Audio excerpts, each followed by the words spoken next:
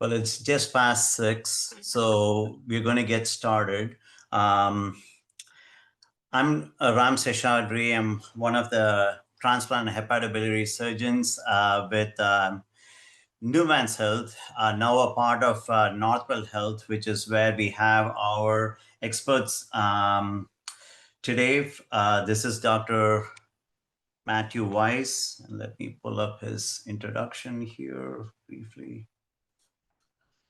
So, Dr. Weiss currently leads the surgical oncology program at Northwell Health. He was previously the chief of hepatobiliary surgery at Johns Hopkins, where he was also the director of the pancreas and the liver multidisciplinary clinics and complex general surgical oncology fellowship. Dr. Weiss focuses on prospective randomized trials for pancreatic cancer and developing novel therapeutics for pancreatic cancer. He also has a focus on the genetics of colorectal liver metastasis. He's an international leader in both liver and pancreatic surgery and has authored more than 200 peer-reviewed publications in the field. Welcome, Dr. Weiss. Thanks for that kind introduction, Ram. I appreciate it.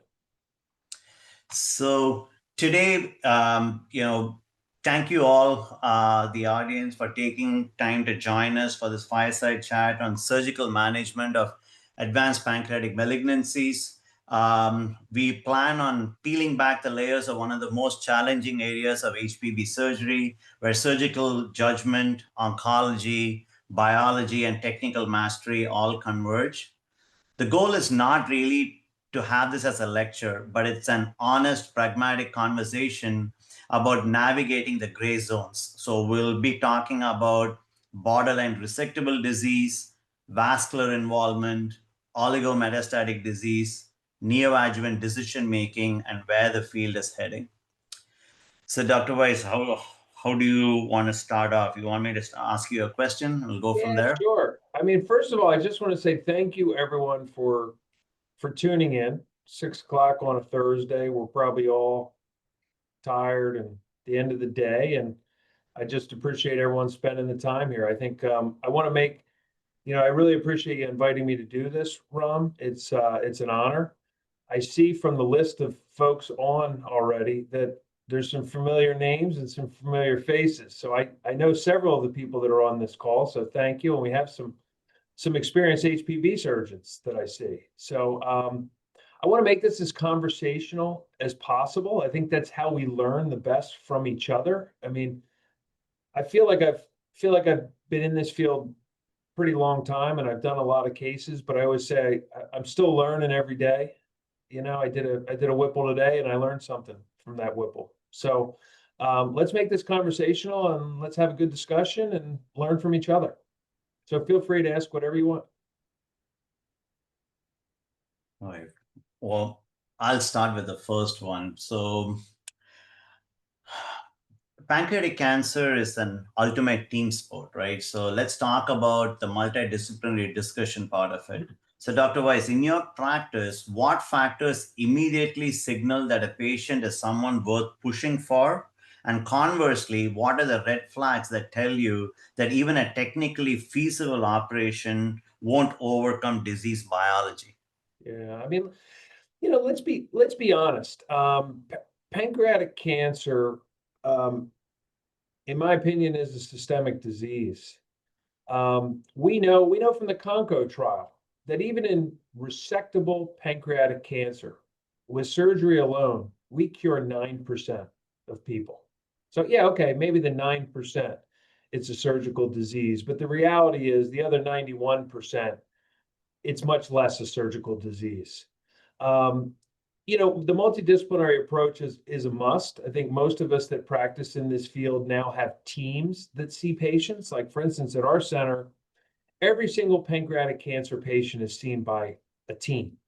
And, obviously surgeons, because of our personality, we lead the team, but medical oncology plays a huge role. Radiation oncology plays a huge role, and we'll talk, I'm sure, more about that.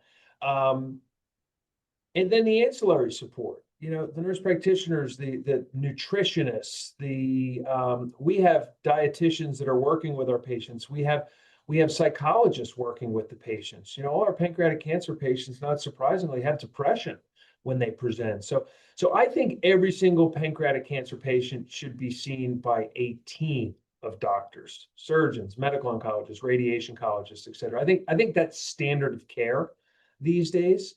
I think we do a very good job of it, but the reality is that it's the way it has to be. Um, Trying to think, what else did you ask in that question? I think, listen, we see these patients and we look at it as surgeons, or we look at a CAT scan, we talk to a patient, and we think about the technical aspects of, are they surgically resectable? If you think about the way we classify tumors, as you said, resectable, borderline resectable, locally advanced, metastatic. I think we're in a period where we need to move away from the technical aspects of, are they technically resectable? And we need to think about, are they biologically resectable? There's nothing worse in our field than doing a fantastic, pancreatic resection with clean margins and maybe plus or minus negative nodes, and the patient does really well, and seeing the patient 3 months post-op and getting a CAT scan while they, right before they start chemo, maybe 2 months later, and seeing a liver riddled with metastatic disease. Like, that tumor was technically resectable, but it was a systemic disease. It was biologically probably unresectable. On the corollary to that, you have patients that have really ugly tumors. I in the last 2 weeks, I have seen two patients of mine that one is 13 years out, the other is 11 years out, from a very complicated, both had complicated Whipple operations. And one of them was deemed unresectable all throughout Europe. The other was deemed unresectable at multiple big name centers in the United States. And those patients had no metastatic disease, but they had locally aggressive tumors. They were treated with upfront chemotherapy. They were good responders. Both of them actually were treated with upfront stereotactic radiation therapy. And then both of them underwent Whipples with long segment portal vein resections. I have countless examples of those, but these are literally in the last 2 weeks, patients I've seen, 11 and 13 years out. They were maybe at the onset thought to be technically not removable, but guess what? They were clearly biologically resectable. So what I'm excited about in our field is that we're getting more sophisticated in determining who is, quote, resectable, because we're taking into account not just technical factors, we're taking into account biological factors. What role is ctDNA going to play? What role is the different genetic mutation, the somatic mutations of the tumor going to play? So I think that's where the discussion needs to go. I think a lot of us have already moved in that direction to talk about biologic resectability, but I think it never could be more important than with something like pancreatic cancer. You mentioned about ctDNA, and what I know about it is that normally there's a surgery that is done, and then people are starting to use ctDNA to, as a marker for recurrence of disease. Where do you see the role of ctDNA, like before surgery in pancreatic Well, cancer? I mean, I think we all know that probably the most mature data on ctDNA is really related to colorectal space.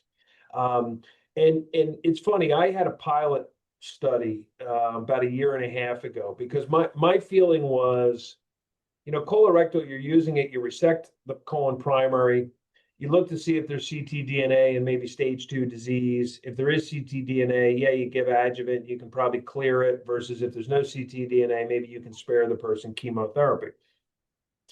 My thought in pancreas cancer has been, well, if you wait until the ctDNA pops up as positive, it may be too late. Mhm.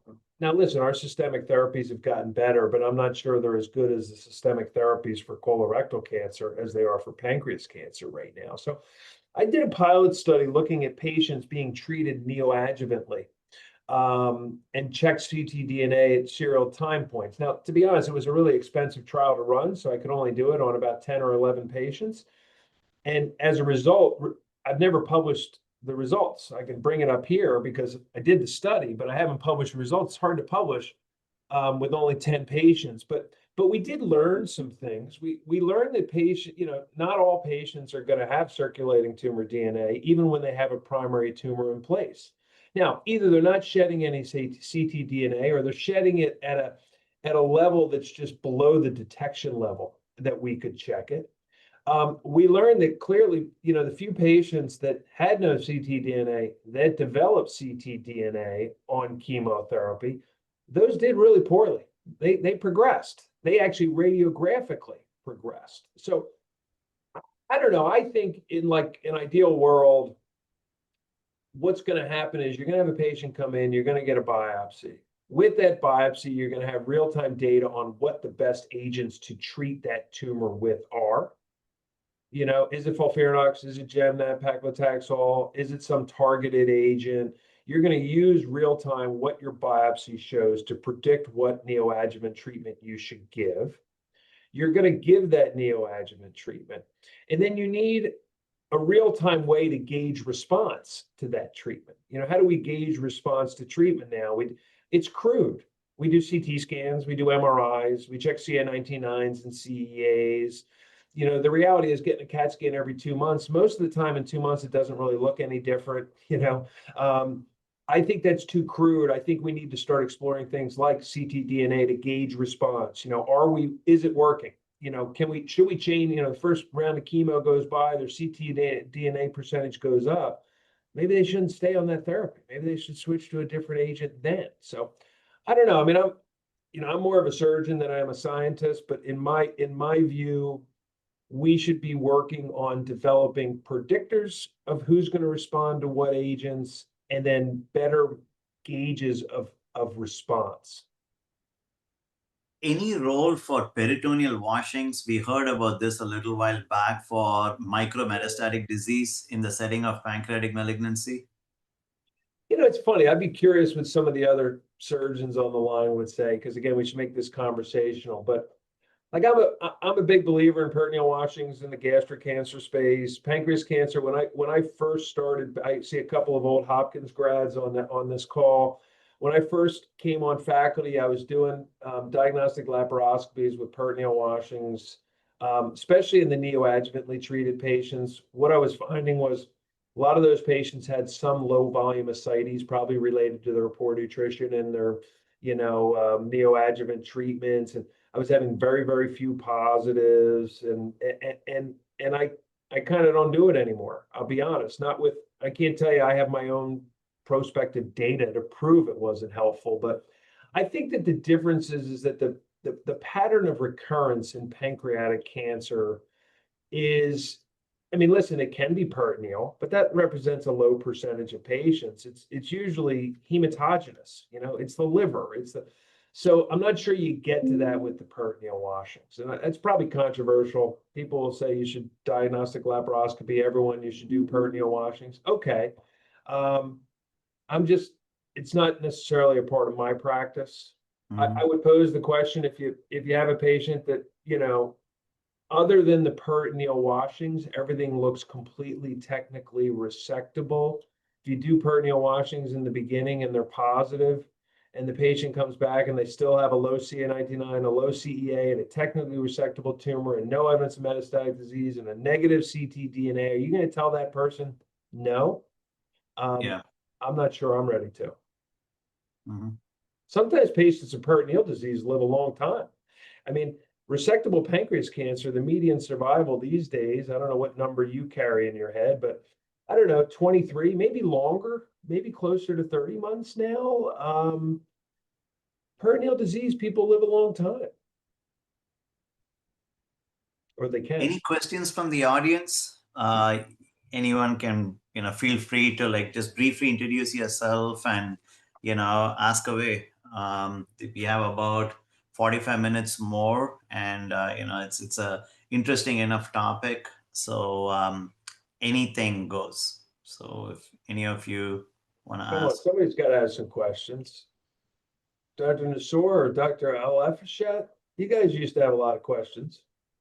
Dr. Weiss, it's an honor to be here, and I'm a lifetime student of yours. In the lack of good markers to assess response and assess who should get what. How are you managing patients who are anatomically resectable, biologically resectable patients? When do you choose upfront resection versus neoadjuvant therapy? So that's one spectrum. And the next spectrum is I'm seeing more and more in my practice, patient will come after 6 months, only one liver lesion or two liver lesion. Should we take these patients to surgery after Yeah. half a year of chemo, 1 year of chemo? How are you managing these oligometastatic patients? Yeah, those are two great questions. Ibrahim, first of all, it's great to hear your voice. I'm proud of everything that you have accomplished. I'm proud of you. I think the first question, quote, straightforward resectable disease from day one. Man, it's a tough question, right? I can argue every AHPBA meeting we go to, there's a debate. I've debated this, and I've debated neoadjuvant therapy first. I've debated surgery first. I can give you every argument that there is. At the end of the day, we don't know the answer. And I don't think anyone does. I think the reality is some patients probably surgery first is right. Some patients neoadjuvant therapy first is right. And we need to figure out a way to do that. Now, I am a big believer in clinical trials. I think every patient with pancreas cancer should be on a clinical trial. For instance, there is a trial open, the Alliance trial, resectable pancreas cancer, resect first versus neoadjuvant chemotherapy and then resection. We have that trial open here.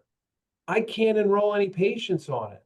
I don't know if anyone else on the line has that trial open.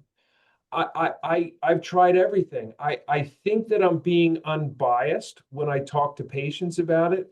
I have all sorts of things I say. I tell them, listen, it would be unethical if I knew the right answer to enroll you in a trial that I thought I knew the answer to. I give them both sides of the argument. I go through it back and forth. I say, I truly don't know.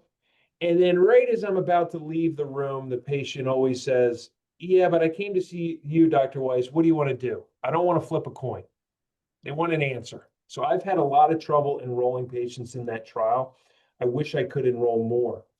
Now, at the same time, we opened up a really nice adjuvant vaccine trial here that's open at several other sites.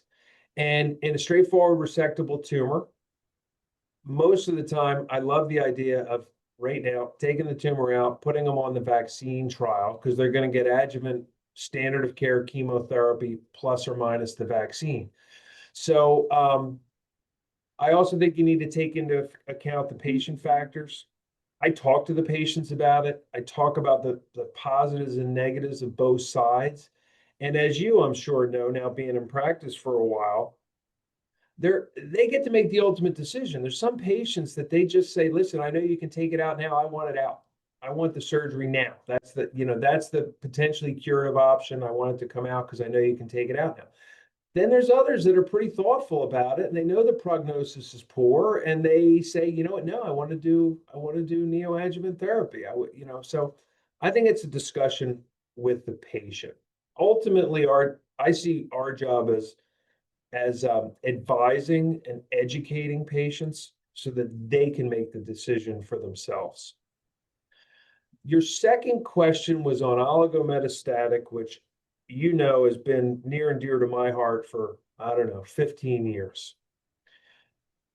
Here's the deal. We all know this. Metastatic colorectal cancer, 50% of people will develop colorectal mets at some point during their cancer progression. We still operate on those patients for cure, right? What's colorectal liver met resection survival now? 5-year survivals. Some series is 40%, 50%.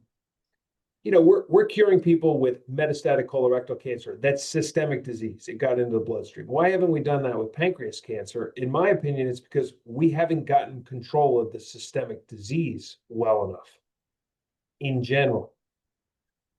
But I do believe there are subsets of patients, maybe very, very small numbers, but I think there are subsets of patients that potentially we can get systemic control of their disease. Now, if you do any trial looking at this, you're not going to see any waveform. But if you're, let's say it helps 1 in 1,000 patients.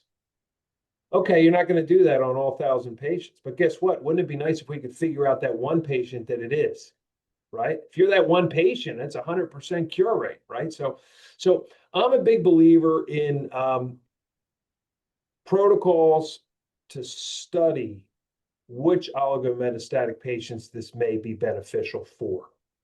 The original trial we had set up when I was at Hopkins was 3 or less liver metastases. They had to get 6 months of systemic chemotherapy, and then we basically measured CA19-9 levels, radiographic response rates, et cetera. And again, just like I was talking about before, I think those are crude measures of response. I think we need more sophisticated mechanisms to see. Like, what if your solitary liver met cleared its ctDNA on FOLFIRINOX? Maybe that's a better predictor. I don't know. But currently, like I'm sure you are, I go to tumor boards and I have patients that are, a year out and they have solitary liver met and they have a straightforward resectable tumor, and it's, what do I do? And I resect them, and I keep them in my database. I have a database of all the cases that I do, and I follow them, and I hope someday I can report on all of them. I had a scientist from Europe that had came to me about 5 years ago. He's a cancer scientist. Can't tell you anymore. He had a solitary decent sized liver met in the left lateral lobe of the liver, and he had a tumor in the neck of the pancreas that was going to require a celiac trunk resection. And I treated him with 6 months of FOLFIRINOX while he was in Europe. CA19-9 came down and normalized. His tumor shrank. He was an educated person. I resected him. I did a DP CAR, or whatever people are calling it now, celiac resection, distal panc spleen, and I took out the left lateral of his liver, and he recovered well. Went back and forth on giving adjuvant chemotherapy. He said, I'm not going to go back on adjuvant chemotherapy. He recurred 4.5 years later. Now, I don't know, maybe he would have lived, maybe he, would have gone 4.5 years and had the same life expectancy. He lived about 5 years since his diagnosis, or I guess since his resection. Maybe he would have had the same survival. I don't know that, but I know I gave him 4.5 years off of any chemotherapy. I think that was a win. How about age? Do you ever let age factor in? Let us say oligometastatic disease, we can go along the same thing, like someone who has actually shown that, yes, they popped a met, but, like very stable. There's only been one for a period of time, 80, 82, good performance status. I think we should be, now that we have some non-invasive ways of treating the liver tumors too, I think we should be picking off some of these tumors a little bit more often. Like, I don't want to talk about any commercially available products on such a podcast, but like, if I can treat a liver tumor, even if you're going to treat it with SBRT or something, I think we should be doing more of that to study it. Mm-hmm. And then I'm sorry, your question though, because I was thinking of something when you said age. So age, I mean, listen, age is a number. I think it depends on what their, chronological age versus their health status. Listen, it's funny. I operated on someone earlier today whose family member is a coder, and they told me that they just coded one of my cases on an 83-year-old Whipple that I did. I've operated on people in their 80s, people in their 90s. I do. A lot of times when people get to be 90 years old, they're actually pretty healthy. Like, a lot of the real unhealthy people have died in their 60s from heart disease. And so I think when you have a patient that walks into your office and like they're 90 years old, but they look great and they're gardening and they're active, and then I don't know, and I'm sure there's more sophisticated ways to measure it, but I think there's something to be said for just looking at a patient, getting a feel for what they're like and how vibrant they are. So I use age, I think, less and less in my decision tree. And I think like sometimes, the patient helps the decision-making process a whole lot easier. They're like, I want it, like, are you going to do it? And if there's nothing else coming in the way, within reason, then yeah, Yeah. absolutely. A couple of weeks ago, I had a 92-year-old guy with hemochromatosis with a giant HCC. This is a pancreas talk, but this was a liver cancer. And but he was in good shape. He was a tough guy, in great shape. I actually kind of balked for a little while. I PVE'd him because I had to do a formal right lobe, and like he grew the lobe. He had hemochromatosis, but he grew and he kept coming back, and I did it. Guy went home in like 5 days and did fine with a right hepatectomy. Mo, it looks like Mo's got a question. He's got his hand up. Yeah. Hey, Dr. Weiss, good to see you. Good to see you, Mo. Um, I have a question. I don't want to, rehash, kind of the whole conversation, but obviously this is all about selection when we're talking about oligometastatic disease, and then when we're talking about the diagnostic laparoscopy. And I have a comment and a question. When you're taking a patient with oligometastatic disease to the OR, obviously you have, selection criteria that I would like you to comment on, what are the criteria that you use before you take the patient to the OR. But I also wonder, whether diagnostic laparoscopy should be incorporated for these patients, because, if you look at the series, Mark Trudy published that series of 1,000 patients and their experience with the diagnostic laparoscopy. For them now, they swear by it and it's standard of care at their institution. And the yield really depends on the risk factors for each patient, but it can be up to 40%, especially if the patient has an indeterminate lesion, meaning like a liver lesion on the scan, that increases the chances of a positive diagnostic laparoscopy up to 40%. Yeah. So question number one, like, do you think at least in these patients, the diagnostic laparoscopy is reasonable? And then number two, I took a patient to do with oligometastatic, stable on chemotherapy. After 1 year of chemotherapy, she's 50 years old, good performance status, just 2 liver lesions, got a liver MRI, got a PET scan, did everything. And then intraoperative, I do intraoperative liver ultrasound. I was doing this robotically, and I found multiple other liver lesions, and then took one of them out. And these patients have cash, right? So I wonder, with the limitations of the cross-sectional imaging, whether you incorporate intraoperative ultrasound when you're trying to select these. I mean, I'm a big proponent in these high-risk cases to do, whether you're going to do it robotic, maybe you're going to do the whole case robotic, or you're going to do it laparoscopic or whatnot, or if you're going to do it open, putting a scope in for sure, 100%. I just, I mean, I hate to say it, it just over time, like your straightforward resectable tumors and all, doing a diagnostic laparoscopy and all, didn't seem to have that much of a yield for me. And I mean, I'm just going to speak frankly because it's a small group here. Depending on where you practice in this country, some people are they're just doing it because it's another case. They can bang out like 4 diagnostic laparoscopies on a Friday afternoon, and they take a half hour, then they can still play 18 holes of golf, and they probably made more money than doing their Whipple the week before. I mean, I hate to say it, I think that stuff happens. I didn't find it that high a yield, and so I don't use it as much. But I think for high risk cases, I think for oligometastatic, all those, yeah, for sure, take a look. I think ultrasound makes sense. I obviously do a lot of, intraoperative ultrasound, liver ultrasound. I think we don't know. I think we don't. I think the further I get along in this career, the more I realize there's a lot more that I don't know than there is I know. And how to select these patients properly. Surgical oncology selection has become like a dirty word.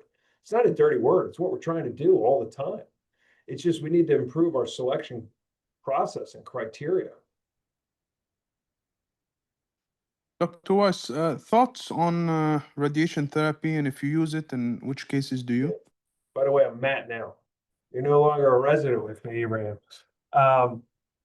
So, obviously we were all at Hopkins in the early days of using a lot of stereotactic radiation, high intensity focal radiation, 5 days.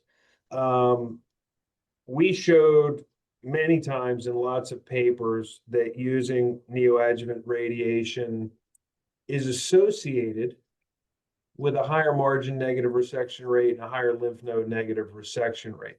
Whether that portended a better survival, whether that translated into a better survival, I think we could debate for the rest of the night and probably the rest of the week. My practice is pretty heavily weighted at this point in locally advanced tumors to, without a doubt, locally advanced and borderline, in my opinion, should all get neoadjuvant chemotherapy. My current protocol is at least 4 months of chemo. They get 2 months restaging, 2 more months, then to the OR, so that truthfully I can save 2 more months for after, engage response, et cetera. So our protocol is 2 months of chemo, reevaluate with imaging, 2 more months of chemo, reevaluate with imaging, and then decide on, are they going to get radiated or are they going to surgery at that point. I went from pretty much radiating all of them to being more selective in who we radiate and who we don't. And this has become very important for us because we have a couple of pretty cool trials open right now that involve radiation with some, checkpoint inhibitors and some immune therapy, et cetera. I don't radiate them for the arterial cases. I don't know how many arterial resections everyone's doing, but without a doubt, the radiation affects the strength of the arteries. So I don't radiate the arterial cases anymore. I used to radiate the celiac resections. I mean, I have several long-term survivors that have undergone celiac resections. They all got upfront radiation. But I have found that, especially if you're going to reconstruct arteries, I think it's an issue. So I don't usually radiate arterial. Venous, I'm much more apt to radiate. That being said, I think certain locations can be more problematic. Radiating up at like the portal splenic confluence, and you're going to be chopping the vein out anyway and putting in a graft, or maybe you'll get it together primarily. I think that's perfectly fine. It's not really going to affect things. I think radiating down like low on the SMV at the base of the mesentery, where things are starting to, you can get subadventitial and you're going to have trouble putting things back together, I'm less apt to radiate. Now, I know that doesn't give you like a distinct criteria, but I think it's a judgment call. I think at 4 months, I'm looking at the imaging and I'm saying, just based upon experience, does it make sense to radiate this? Is it going to make it? It always makes it harder. We published all those series saying that, oh yeah, it's safe, it's effective, the margin negative rate's good, the lymph node negative resection rate is, and we everyone pounds on their chest and acts like, oh, it's easy. Let's be honest, when you radiate someone, it's harder. It's harder. I think that's why some of the trials that have been done haven't necessarily shown, a potential benefit, because I think if you're not used to operating on these radiated patients, it's harder. I operated on a radiated patient like 2 weeks ago. It was a slug. It was a slug. It probably would have been hard without the radiation, but I'll tell you, it was a lot harder with the radiation. With vascular resections, your opinion on anticoagulation? When, if needed, how long? Venous, I do rectal aspirin, and then I put them on aspirin right away for venous, for the vast majority. If it's like real straightforward, 2 ends together, segmental, honestly, they probably don't need anything. But any risk in my mind, I'm putting them on asprin.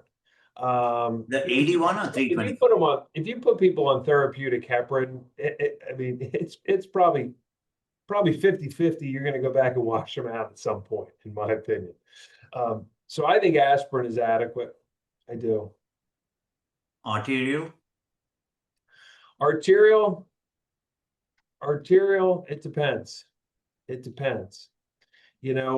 Truthfully, most of the arterial, pretty much any arterial reconstruction that I'm doing at this point, I'm doing in collaboration with one of my transplanters that I've worked with for many years. Someone that actually, it's a guy by the name of Nabil Dagger. Nabil was at Hopkins when we were there, and now Nabil's with us at Northwell. And we work very closely with our transplant team. And truthfully, it's based upon how the artery looks, and it's up to them. Okay. Any other questions from the audience?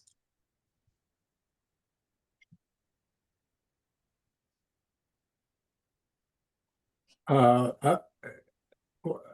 I'm Fadi Atiya, and I'm enjoying the conference. I want to make two comments. One is the concept of peritoneal washing. I agree with you, Dr. Weiss, that this is more vascular than surface disease. So I doubt very much that it makes any difference. And I didn't do it in my practice. As far as the oligometastatic disease, I also have not seen any case that's resectable in my practice. But I have an opinion about it, and I think it makes sense if you see a patient with one or two resectable lesions in the liver. And Blake Cady used to say biology is king. We always say biology is king. Treat these patients with chemotherapy. And about 5 or 6 months later, that patient will declare themselves whether they have spread all over or it's still one or two lesions. In that situation, I think it will be very useful to go in and helpful to take them out. I I think I would hesitate to take them out at the outset. I'll just give it a chance to the patient to declare themselves. I 100% agree. Every protocol we've ever had for oligometastatic has had 6 months of systemic chemo to start. And that's exactly the thought. I mean, that's selection at its finest. You're putting them on your best systemic agents, and you're doing the live experiment. Right. I think to do it at the onset is, I think it's a bad idea unless we come up with some real predictive biomarkers. I think it doesn't make sense. Yeah. Another point is the vascular resection. We're all done portal vein resections. I hesitate a lot to do a arterial resection. And so much in the literature and talking with people who do this kind of work that it really hasn't materialized in any meaningful long-term survival. So I am interested in your point. I mean, obviously, you can always have anecdotal cases, but overall, are you still keen on doing vascular resection, arterial resection? I mean, I tend to agree with you. I think that I mean, listen, Venus makes sense. Makes sense. Arterial, I think it depends on the arterial. Is there a reconstruction? Are we talking celiac resection? Clearly, I have many long-term survivors after celiac resections. That makes sense to me. The reconstruction is the issue. And I think that if there is a reconstruction, what you're finding, I'm talking more hepatic artery than anything else. I think what you're finding is more and more people, if they're doing an arterial resection, are taking out the rest of the pancreas, which opens up a whole nother discussion because you don't want it to leak and have your artery fall apart. So that's a whole nother discussion on the morbidity and whether it's worth it. I am not a proponent to date until I see better data on the segmental SMA resections. Listen, you can get whatever term you want to it. You can skeletonize the SMA, you can take the adventitia off, whatever sexy term people are given that to skeletonizing the SMA these days. We all do that. I skeletonize the SMA, but resecting the SMA to me, I need to see better outcomes before it's going to become part of my practice.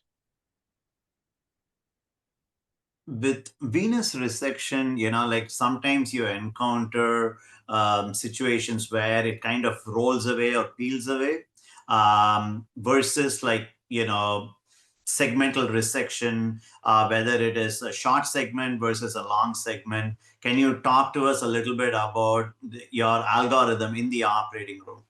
Yeah, I mean, so it's funny because some of that I think also depends on whether they've been radiated before. I mean, I've operated with plenty of surgeons that I'll call scrapers. They'll scrape it off the vein. I've operated with others that just have a low threshold to cut the vein out.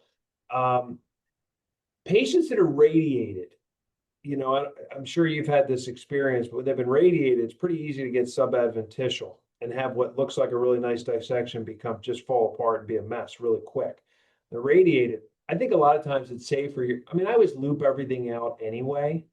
You know, I may work on it a little bit to see if it's going to come off of the vein, but especially if they've been radiated, I have a low threshold to just take the vein out and put it back together rather than getting subadventitial on it. But I mean, let's be honest, we've been there. You know, some of these just slide right off of the vein and they're clearly not involving the vein. And then there's others that clearly are. Most of the time, I think you can get the vein back together primarily. I think the vast majority of the times you can, you know, lots of little tricks of the trade to do that. But I think the majority of times you can get the vein together primarily. I think most of the time you don't need to do an interposition. I think most of the time you don't have to harvest vein from elsewhere or put it, but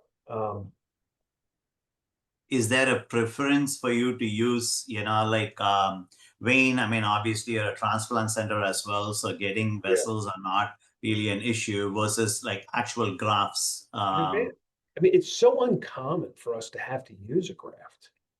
The vast majority of times we can get it together, you know, mobilize that portal vein all the way up, take down the hilum of the liver a little bit, you know, put a couple packs behind the liver, mobilize the base of the small bowel mesentery. I mean, you can get a lot of room on those veins.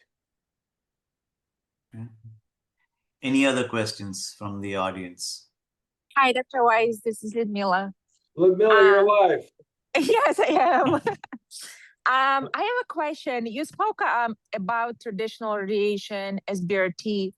As you know, there is a lot of motion with ablative radiation, and there is recent data that is showing that maybe if for technically resectable but medically unresectable patients, ablative radiation could replace resection.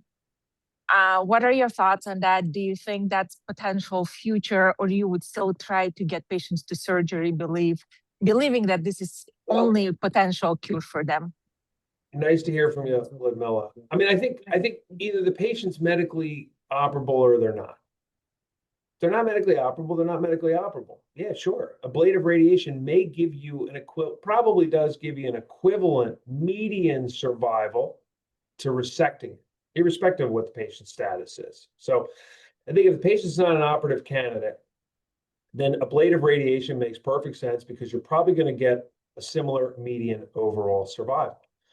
But I don't think, not yet, I mean, we may get there. Right now, I don't think you have the opportunity for cure. Now, I think we're getting there. I have a patient who's 6 years out that only got radiation and never took out his tumor. He's alive. He still has something on his CT scan. But I don't know, is he cured? I guess we'll see. I think we're getting there. But I think you are taking, as of today, with the data that we have, you're taking off the table the potential for cure by doing that. I mean, I'd be curious because now you're there. I'm going to see you next week because I'm going to be at your conference next week. But my experience operating on the patients that have gotten the ablative radiation is that you don't want to operate on these patients after the ablative radiation.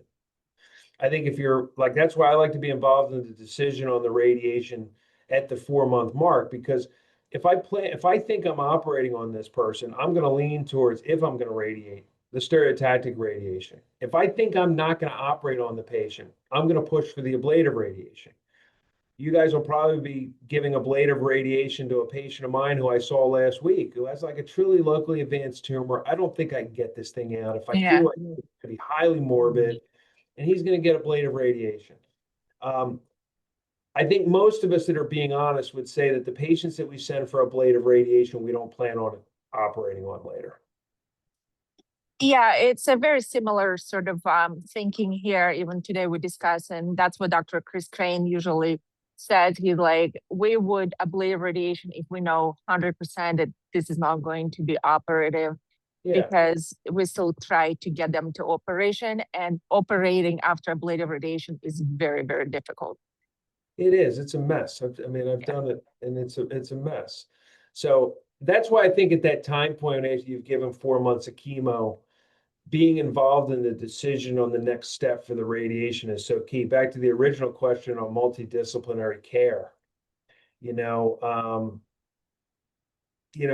radiation oncologist, the medical oncologist, and surgeon have to be like locked in step. I mean, you know this, Ludmila, because you were here when I got here. A lot of the first cases I did when I came to New York were resecting previously explored patients. And that's not because there was like bad surgeons here. It's because the timing was all off on the radiation and when they radiated and when they went to surgery. And, you know, they radiate like right in the beginning and then plan on operating after, you know, 6 months of chemo. No, I mean, if I'm going to operate on someone, I want to get to the OR within 4 to 6 weeks of their radiation.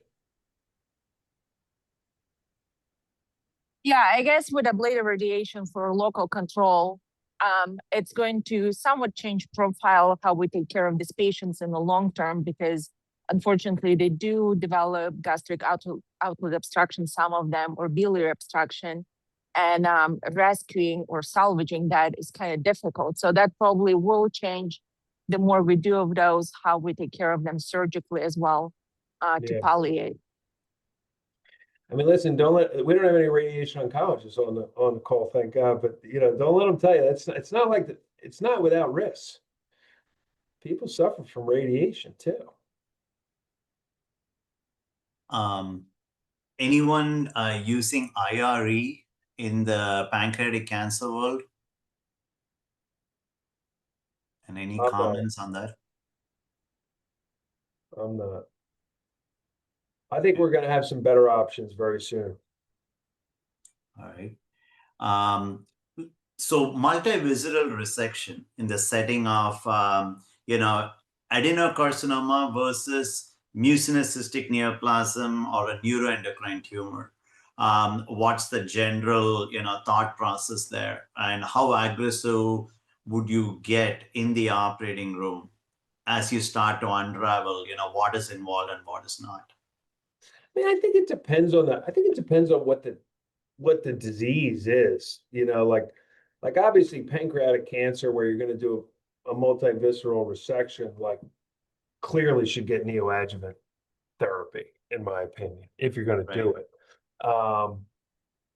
You know, other diseases where you don't have good agents, like neuroendocrine tumors. I mean, it's pretty rare for that to come up. You need to do a multivisceral resection for a neuroendocrine. But where you don't have systemic options, then I think, you know, the sky's the limit on what you need to do to get the tumor out, as long as you can do it with you know. But you would do a Whipple and a liver resection for neuroendocrine? You did a PET Doherty. For neuroendocrine, I certainly would do. I'm a big believer in converting to liver-only disease. I certainly would do, you know, distals in liver, or even a distal in isolation, so that I can leave them with liver-only disease. I think is reasonable. I don't think a Whipple for, you know, it depends on the volume of disease in the liver, but clearly you're going to try to get a pace of that disease ahead of time. You're going to put them on a somatostatin analog for a period of time or whatnot. And it doesn't seem like it comes up that much for me. I guess I'll never say never. But I think combining a Whipple with a liver for that disease, I mean, I don't think you're going to cure that disease. So the question is, what are you trying to accomplish? Okay. Any other questions? I mean, we all can do it. I mean, I've done plenty of Whipples and right lobes, Whipples and left lobes when we first opened the oligometastatic, and we can do it relatively safely. But I think you have to approach something like that with pretty significant trepidation. And just because like maybe one person can do it doesn't mean everyone should be doing it all over the place. You know, if you do one Whipple a year, I'm not sure your mortality rate for a Whipple right hepatectomy is going to be the same as someone who does 100 of them. Right. If we switched gears a little bit and talked about, you know, like protocolizing, you know, the patient, you know, management before and after. So prehabilitation and then using ERAS protocols.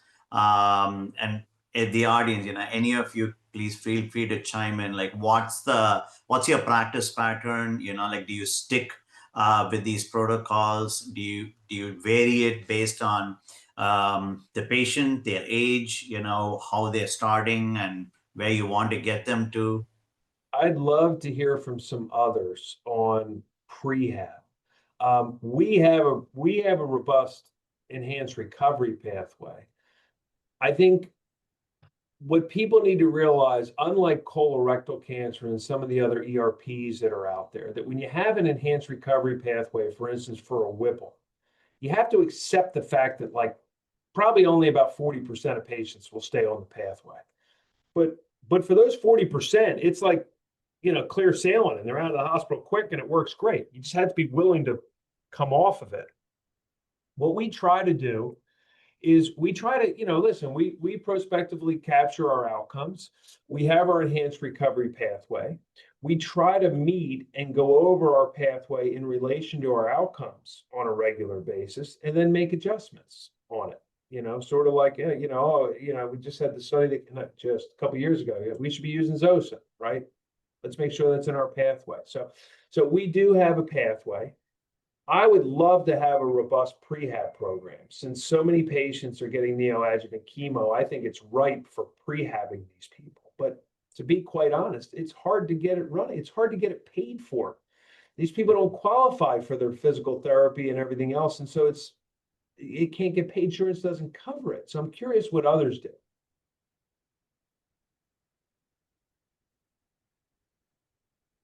Anyone do it within, you know, like reason, or if they're able to get like either philanthropic money or, you know, the cancer center is able to provide some resources? Yeah, this is Mo Fashad again. Yeah, I mean, if you know, if a patient is kind of beat up from FOLFIRINOX, the Cancer Institute would, you know, provide financial assistance for pre-op physical therapy, and then we get them with nutrition, and we try to invest that kind of like, you know, 4 to 6 weeks following the completion of chemotherapy to invest in you know, like pre-op rehab.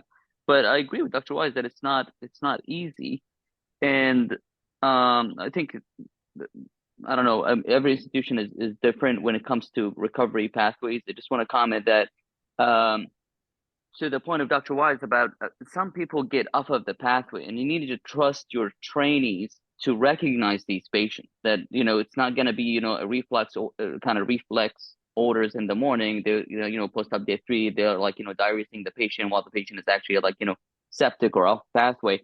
So I kind of like, you know, follow an ERAS pathway, but I kind of manually implement it every day, because it's not always that we have like, you know, a senior level resident or a fellow who's seeing these patients who can recognize, oh, this patient's on pathway, off pathway. So the only, you know, caution about the kind of regimented post-op pathways is that you need to trust the you know, the foot on the ground, that they are paying attention who is on pathway and off pathway, because they can be sometimes detrimental. For example, they're advancing the diet, you know, in the morning while they're sitting on the computer, or, you know, diuresing a patient without recognizing that, oh, this patient clearly is like having either a DGE or, you know, leak or even a bleed. And so that's just my kind of reservation on pathways. I think they're great and like implement them, but just have to kind of, you know, trust the team that you're working with. Yeah, I think you have to be willing to accept that a lot of people are for a case like a Whipple are going to fall off, and I think that's fine. And the reality is, it still has its, I mean, it's very different than colorectal, but it still has its benefits. It keeps you from missing little things like, oh, someone forgot to write for sub-Q heparin, someone forgot to, you know, remove the NG tube on around. Just it you know, so it limits narcotic use, you know, things like that. It helps with. But I don't think it can just be like, oh, we don't even need to see the patients anymore. They're on pathway and like walk away. It's just not going to be that for Whipples, but it can be super helpful. I also think it's helpful to get all of your surgeons that are doing a certain operation to try to have some semblance of some similarity in how they do it. It makes it better for the nurses. It makes it better for the hospital staff. It makes it better for trainees, residents, fellows, that, you know, that this is the way we do it, you know. But it has to be data driven.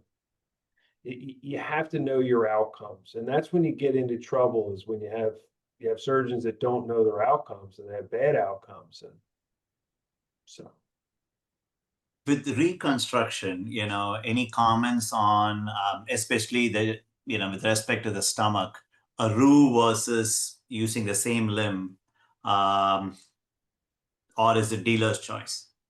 I mean, I've always done a Bill Roth reconstruction. It's the way I was trained. My DGE rate is about 8-10%. I mean, listen, I have plenty of complications, but my DGE one isn't the hugest complication rate. I don't know. Adding another anastomosis, I don't think a RU is necessary for it. Do you use, I mean, well, if someone were to have DGE between, Reglan or erythromycin, do you see a role, or is it a part of, do you normally start it day 3, We 4, try it, and but let's then be are honest, I rolling don't up? think anything works. I mean, I tell people I'm going to try all sorts of things. I'm going to do an upper GI. I'm going to put you on Reglan. I'm going to put you on PO erythro. And the reality is the stomach wakes up when it wakes up. I do think somatostatin analogs make it worse.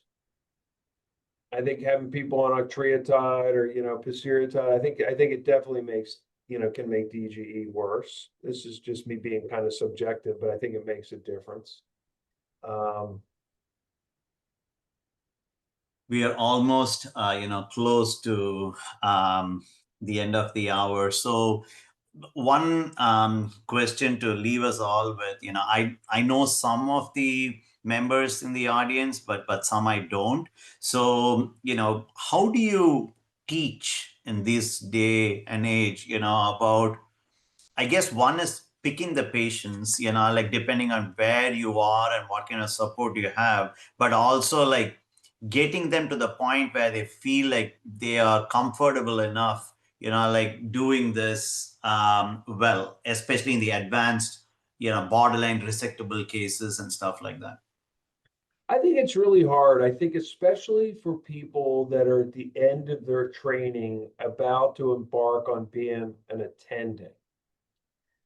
I think what's critical is that people need to understand that, like, when you finish your training, you're not just going to walk into the operating room and feel like, oh yeah, I'm ready to go and it's time, I can do this operation. I'm locally advanced or borderline resectable. And we're all macho in surgery, but anyone that is that comfortable, I'm a little bit nervous about, to be honest with you.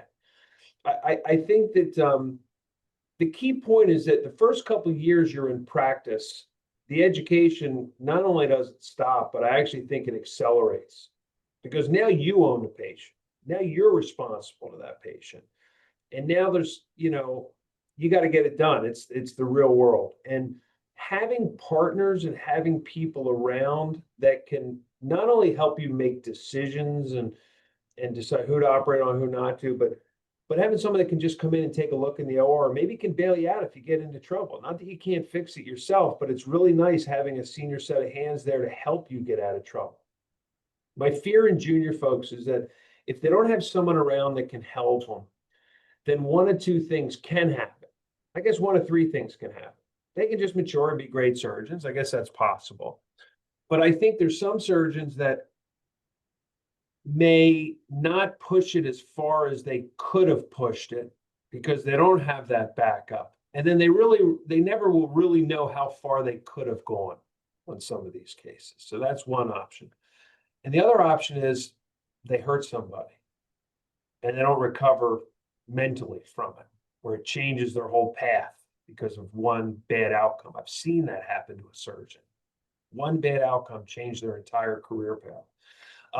So I think the key is to get into an environment where it's an open environment, where people help each other, where people discuss things, where people help in the OR one another, have a non-judgmental approach. They're not competing with one another. I think that's critical in the first job.